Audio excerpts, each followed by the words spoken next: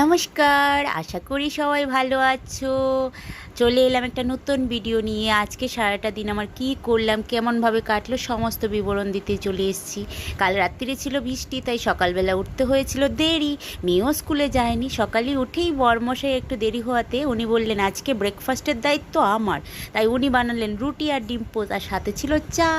তো সকালের পালা শেষ করে, রান্নাবান্না শেষ করে আমি ছাদে কাপড় দিয়ে এসে বসে পড়লাম খেতে। দুপুরের খাবারের মধ্যেখানে অনেক কাজকর্ম করেছি, সেগুলো ক্লিপ নেওয়া আর হয়ে ওঠেনি। তো খেতে বসে আমি এনজয় করে খাচ্ছিলাম আমার সেই প্রিয় করলা সেদ্ধটা। আর সাথে ছিল আরও অনেক খাবার, সেগুলোও তোমাদেরকে শেয়ার করছি। সাথে থাকো, সঙ্গে থাকো। সাথে ছিল আজকে করলা সিদ্ধ আর ডাঁটা চচ্চড়ি, মানে কুমড়োর ডাঁটা দিয়ে চিংড়ি মাছ দিয়ে চচ্চড়ি।